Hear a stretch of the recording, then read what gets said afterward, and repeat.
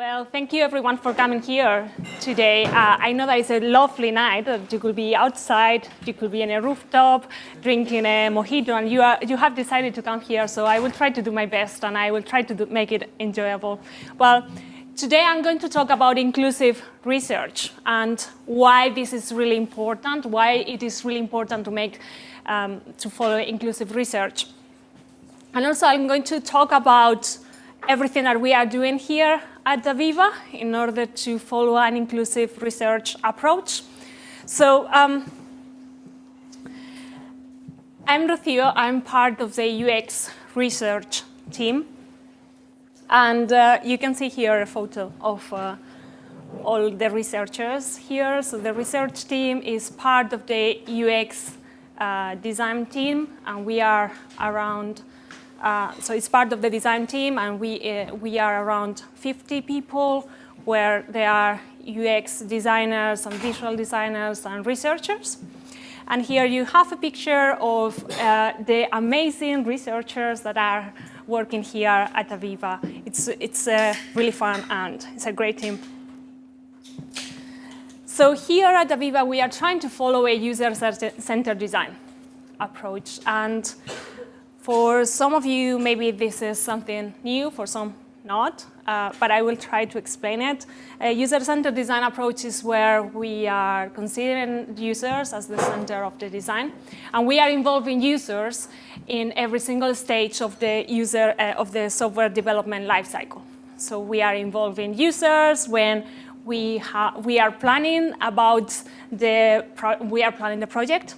We are involving users also in the discovery, and also when we are designing our products, and when we are delivering the products, and then later when we are optimizing the product. So we are trying to involve our customers all the time and to try to gather feedback about them, and which are their needs, their attitudes, their behaviors, and which are the things that they are expecting about our products. So I want to emphasize that when doing research in every single stage of the software development lifecycle, it is going to save a lot of money for your organizations. So there is a rule of thumb that says that if you are going to make a change upfront, so before the project has started, it is going to cost only £1 to make this change. However, if you are going to make this change when the project has started already, so some people have started designing, for instance, the product, it will cost you £10, okay? So you can see that it is being increased. And if you are deciding, if at some point you decide to make this change at the end of the project, so once it has been implemented, it will cost you £100. So with research, it can help you to understand the problems and the changes that you need to try to make at the beginning, so then it will save you a lot of money for later. Here at Aviva, as I said, we are trying to follow a user-centered design approach where we are following different research methodologies. So depending on the status of the project, we are going to follow a different methodology. So for instance, we, as part of the research team, I was involved on one project where we did diary studies. So we tried to identify how people approach insurance, and when they are trying to purchase insurance, in which life stage, etc. So for that, we did some diary studies. But if, for instance, the product is for instance, in the delivery phase or in the design phase, we will do user testing sessions with users in order to gather some feedback about it.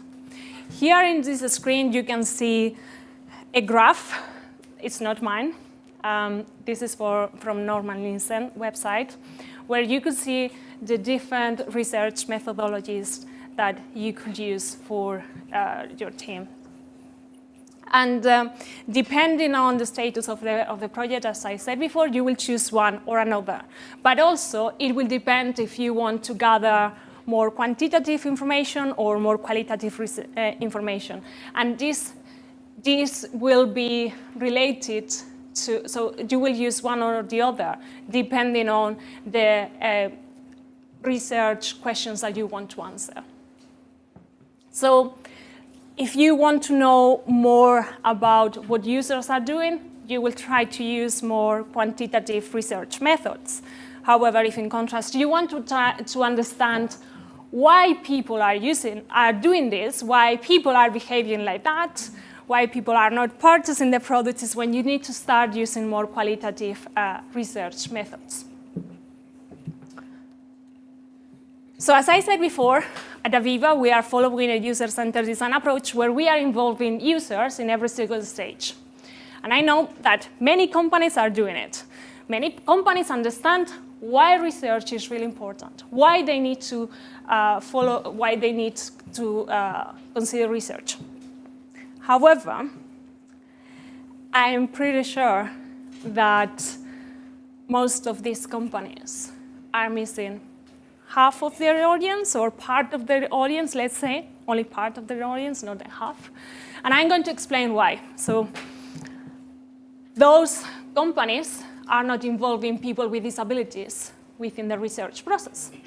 So they are excluding part of the population. Part of their potential customers are not involved in the research. So then, as a result, they don't know what other customers need. So what I am always saying is that they are following half user-centered design approach because not people with disabilities are involved in every single stage of the research process. So when they are not involving people with disabilities in the research, this means that they can create inaccessible products. Okay? So potentially they will create something that is not accessible for their customers, for customers with different abilities or disabilities or different needs.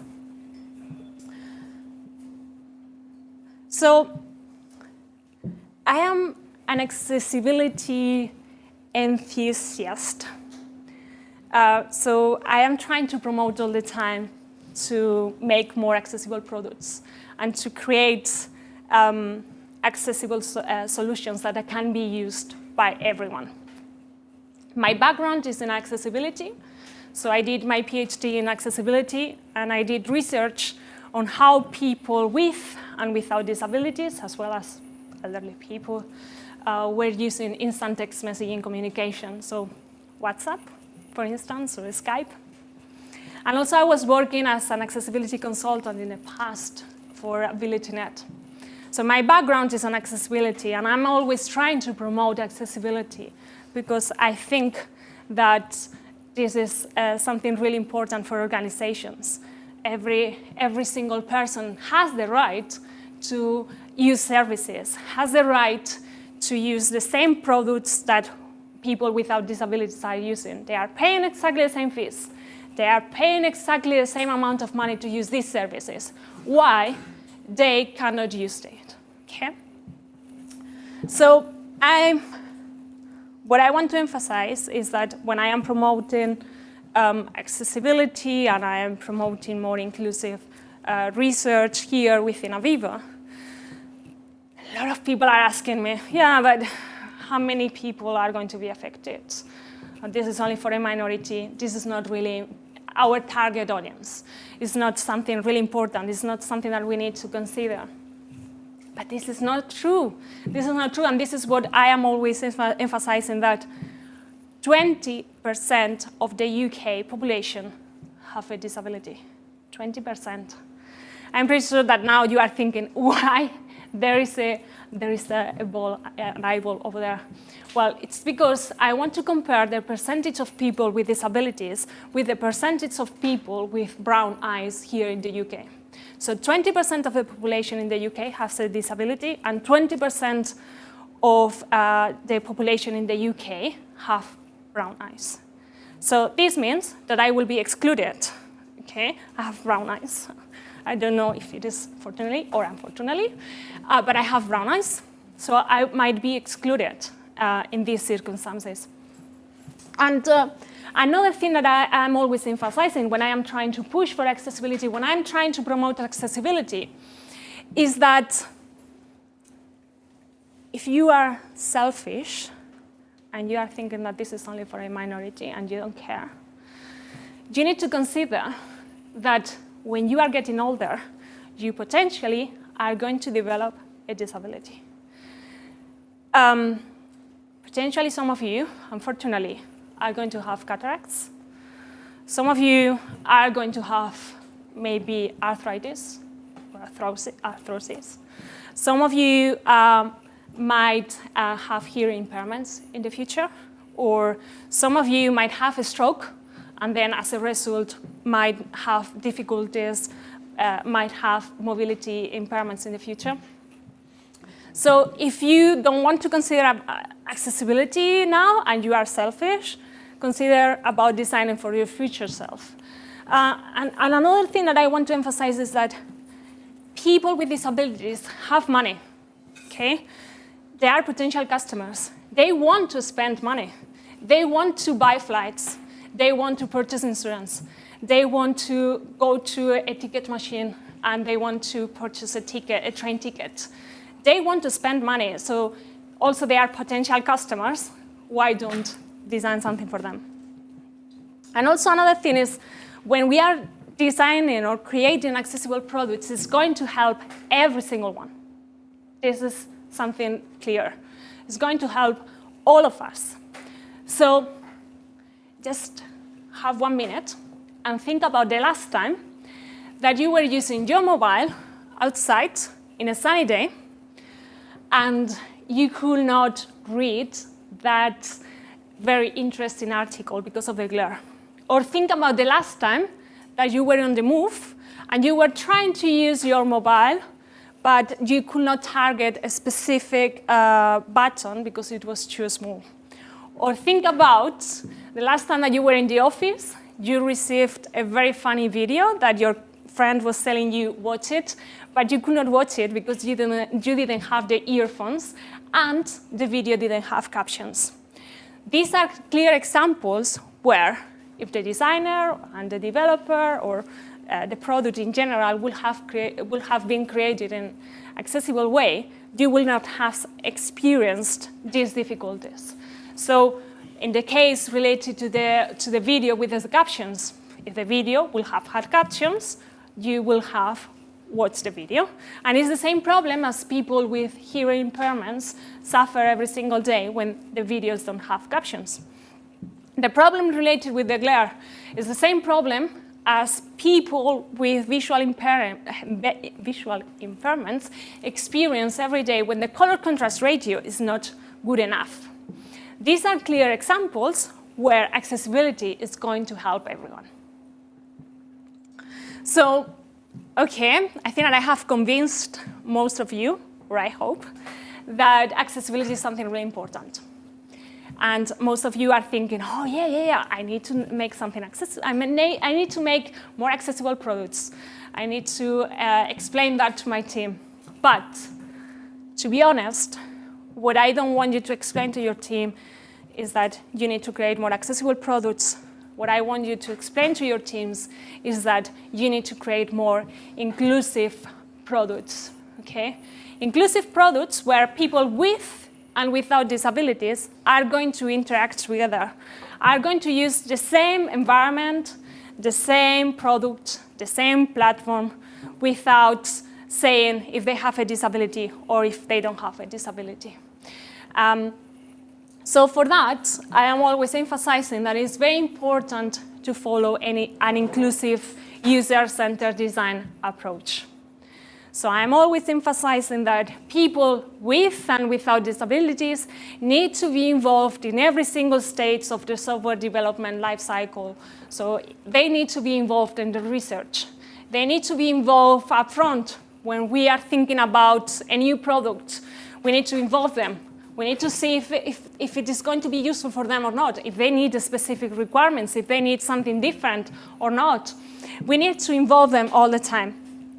And this is what I want you to think today, that inclusive design is what you need to promote more than accessibility. I want to show here one example of a non-inclusive ticket machine. Let's see if I can explain it properly. But it was a very good example that I saw this year. So I was in Leeds. I wanted to collect my tickets. And I saw this ticket machine. This ticket machine was a tactile it was a touch screen. And it had at the top a keyboard. Okay, as you can see in the first image, it had a keyboard at the top. I consider myself as tall enough, and the keyboard was at my eye level. Okay, so I was thinking, oh my God, what if my father wants to collect the ticket? He will be like, oh my God, oh, I cannot press the buttons. I was seeing like, oh, this is a big problem. And I was not seeing anything like I could move the keyboard. It was not intuitive. I didn't know how to move it. And then suddenly, I noticed that there was a small button at the bottom with the icon, with a wheelchair icon. Okay, I said, okay, I'm always interested on these type of things. And I said, okay, let's see, let's press it. I pressed that, and then automatically, the keyboard moved to the bottom. Oops. The keyboard moved to the bottom, as you can see in the last screen. So it was like, okay, so if I consider myself as having a disability, or if I am in a wheelchair, I will consider, or maybe I will think that I need to press that button. But what about if I'm not tall? I don't consider myself as having a disability. I don't consider myself as a person in a wheelchair. Okay, so this is a good example where someone decided, oh, no. We need to make something accessible. Let's try to, what happens if a person in a wheelchair comes here and tries to use the ticket machine? Oh my God, what is going to happen? Oh, let's include a button with a wheelchair, and they will realize that this is the right button that they need to click in order to start using the keyboard. Of course not. Okay, I think that this is a clear example of not following inclusive design, because it will help everyone, and there are different people, tall, short, people in a wheelchair, different people that are going to need to use this ticket machine. So, okay, I think that I have convinced you, and most of you are thinking, okay, yeah.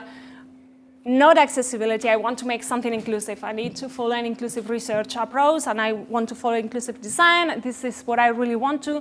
But how do I explain that to my managers? How do I convince them that this is something really important for them? Well, I'm going to give you some techniques or some key considerations that I have been trying to use all the time here at Aviva.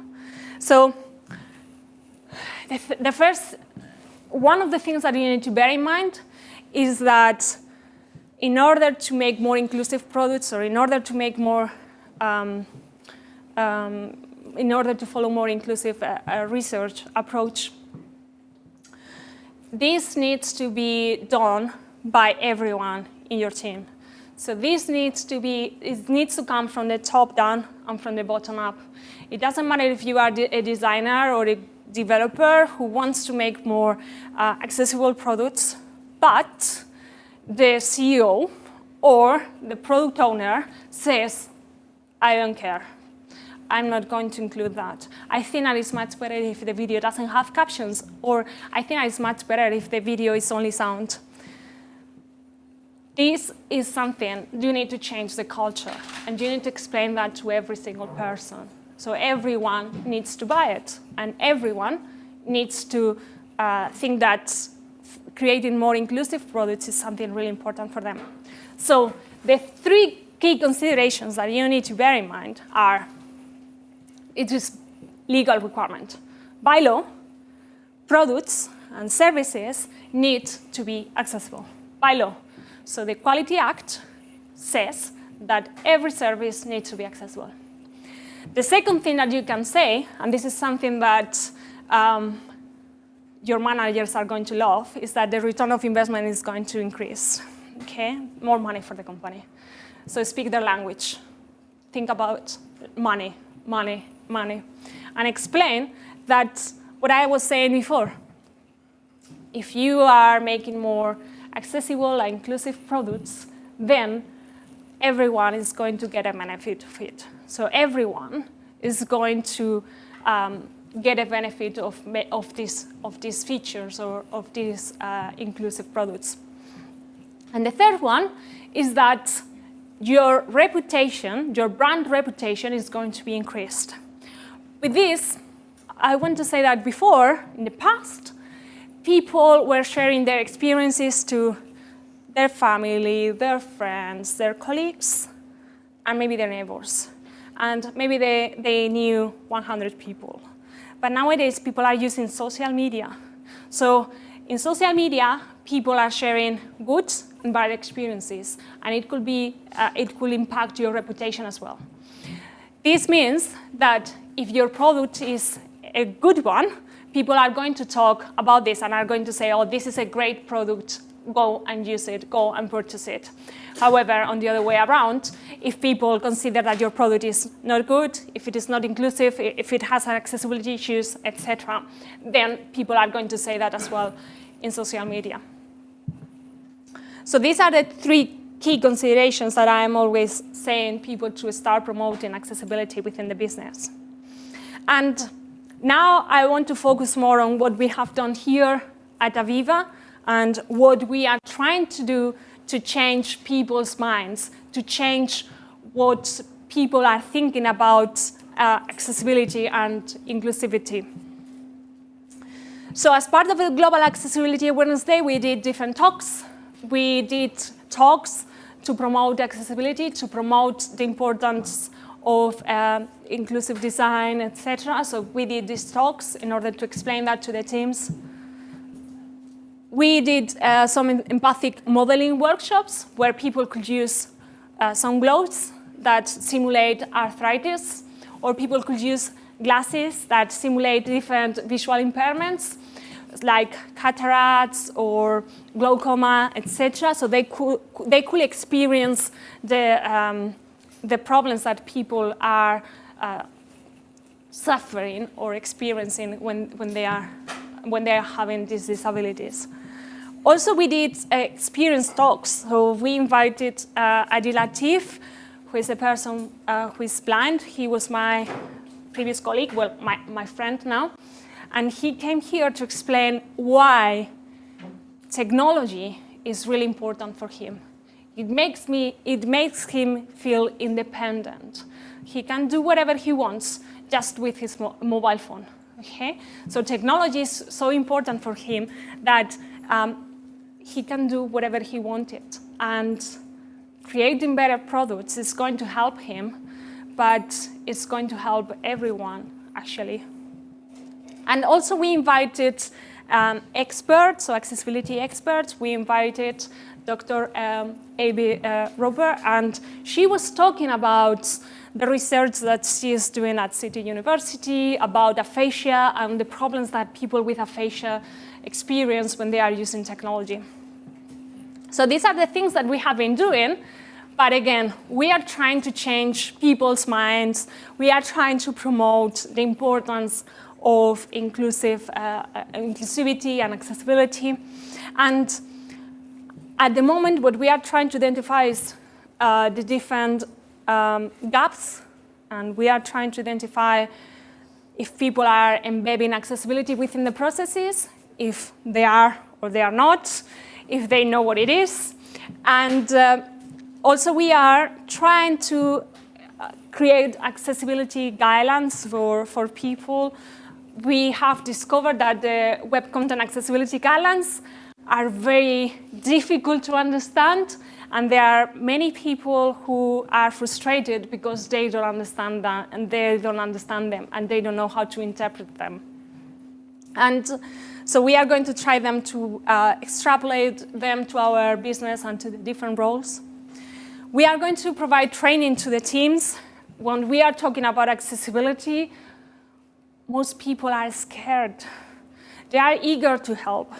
They want to make better products, but they don't know where to start. They feel overwhelmed. They don't know what to do, how to understand the guidelines, etc. So we want to provide training and try to help them to understand the different things that they need to try to do.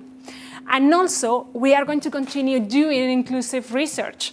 We have done a handful of projects where we have involved people with disabilities through these research projects. And the idea is to continue doing research involving people with disabilities and continue doing more inclusive products that will help everyone.